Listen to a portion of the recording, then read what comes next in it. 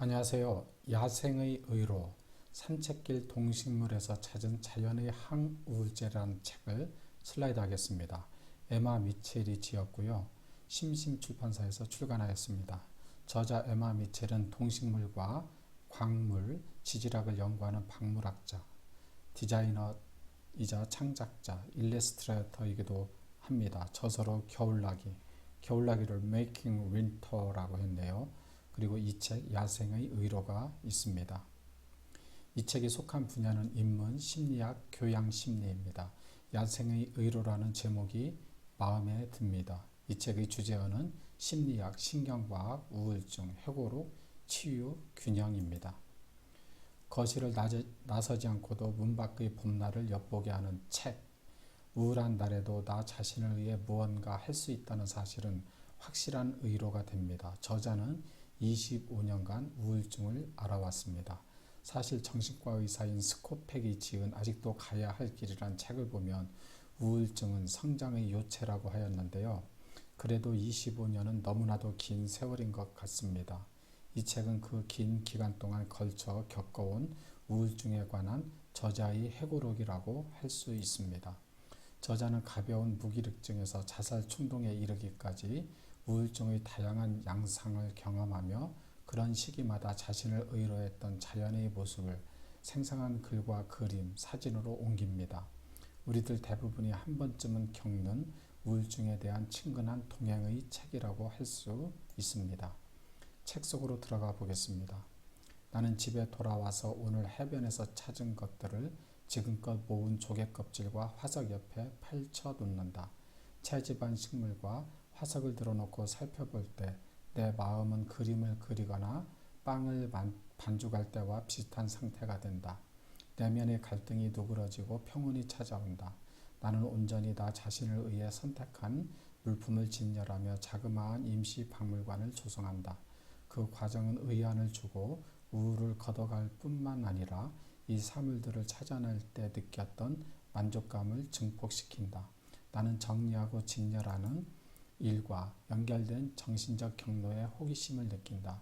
그것이 우리 조상들이 채집 여행 후 손에 넣은 잎과 열매, 씨앗, 견과류와 조개를 처리하던 과정까지 거슬러 올라가는지 궁금하다. 이 연결고리를 제대로 연구하려면 상당한 예산과 고고학자, 뇌신경학자의 작은 군단이 필요하리라. 내가 아는 것은 단지 발견한 것들을 가지런히 늘어놓는 소위 롤링이라는 행위가 스트레스를 덜어주고 은근한 도취감을 준다는 것이다. 길 보통이를 두니 왼쪽 도로변에서 천천히 날아가는 가면 올빼미 한 마리가 보인다. 나는 녀석을 보려고 차를 세운다. 한동안 하늘을 맴돌던 녀석이 긴 풀줄기 사이로 급강하한다. 녀석이 지나갈 때 발톱에 지어진 작은 회색의 몸체와 짤막한 꼬리가 눈에 들어온다. 들지다. 나는 차를 돌려서 올빼미가 내려앉은 들판 가까이에 있는 널따란 갓길로 달려간다. 산 울타리로 가려진 풀밭에 올빼미가 어깨를 수그리고 앉아있다. 아마도 은밀한 장소를 골라 식사를 즐기고 있나 보다. 해가 지평선에 닿은 동안 올빼미는 먹이를 물어뜯고 나무와 산 울타리에 있는 황금빛 후광이 내려앉는다. 평생 목격한 것 중에서 손꼽게 아름다운 풍경이다. 새삼 내가 얼마나 우울증에 지치든 얼마나 기만당하고 무기력해지고 황폐해지든 간에 이런 광경과 만나고 그에 따른 치유 효과로 머리를 채울 수만 있다면 계속 싸워나갈 가치가 있다는 생각이 든다. 머릿속을 핥히던 지난 넉 달 동안 나는 초목과 야생동물 사이에서 시간을 보내며 그놈을 피할 수 있었다.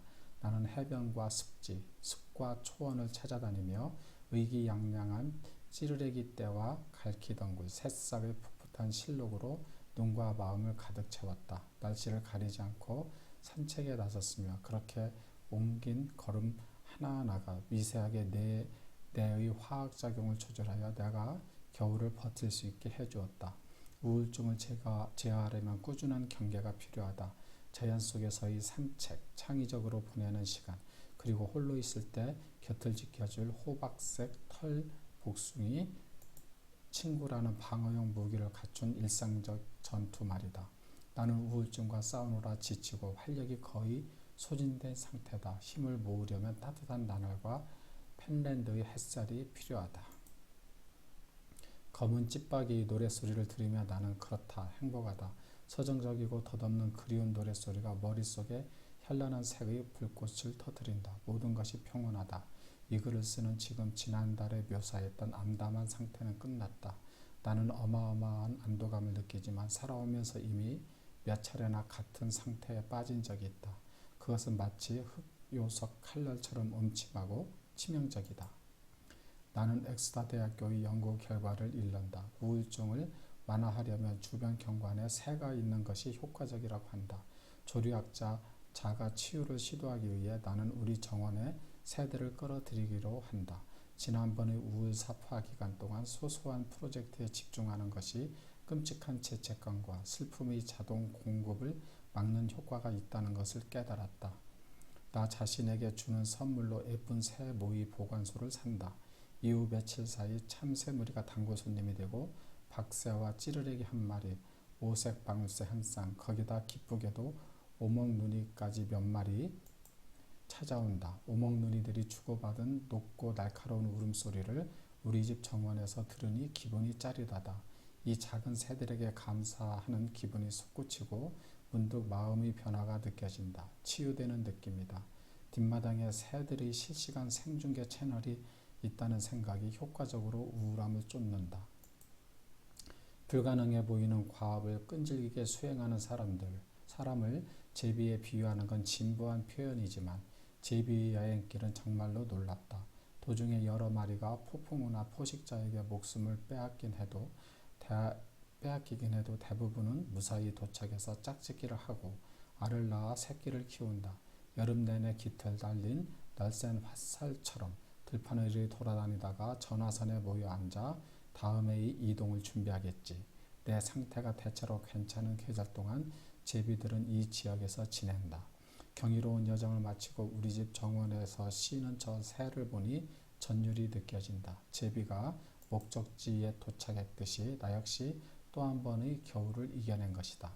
나는 앞마당에 앉은 채 잠시 조용히 운다. 언덕 위에 내가 보러 온 식물이 있다. 절정에 이른 블루벨들이다. 줄기 아래쪽은 꽃송이가 만개하여 꽃잎 하나하나가 바깥으로 젖혀있고 위쪽은 봉우리가 벌어지기 직전이다.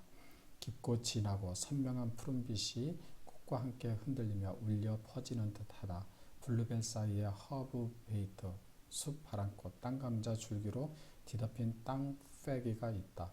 나는 그곳에 책상다리를 하고 앉아 블루벨을 바라본다.